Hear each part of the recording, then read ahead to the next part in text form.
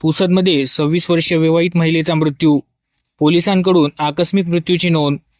पुसद शहरातील श्रीरामपूर परिसरात राहणाऱ्या 26 वर्षीय विवाहित महिलेचा मृतदेह पुसद शहरातील नदीच्या पुलाजवळ आढळून आल्याची दुर्दैवी घटना आज दिनांक 1 ऑगस्ट रोजी सकाळी उघडकीस आली होती. पोलिसांनी दिलेल्या माहितीनुसार पायल अनिल बोंपिलवार या सकाळी घराबाहेर गेल्यानंतर काही वेळाने त्यांच्या मृत्यूची माहिती कुटुंबियांना मिळाली. त्यानंतर त्यांना तातडीने शासकीय रुग्णालयात नेण्यात आले, मात्र वैद्यकीय अधिकाऱ्यांनी त्यांना मृत घोषित केले.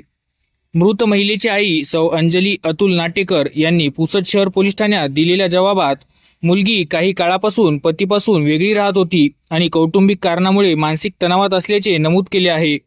तसेच या प्रकरणात कोणावरही संशय नसल्याचेही त्यांनी आपल्या जबाबात स्पष्ट केले आहे. या घटनेची माहिती मिळताच पुसद शहर पोलीस ठाण्याचे पोलीस उपनिरीक्षक संतोष खांडेकर यांनी घटनास्थळी भेट देऊन पंचनामा केला असून पुढील कायदेशीर प्रक्रिया सुरू आहे. या घटनेमुळे श्रीरामपूर परिसरात हळहळ व्यक्त केली जात आहे.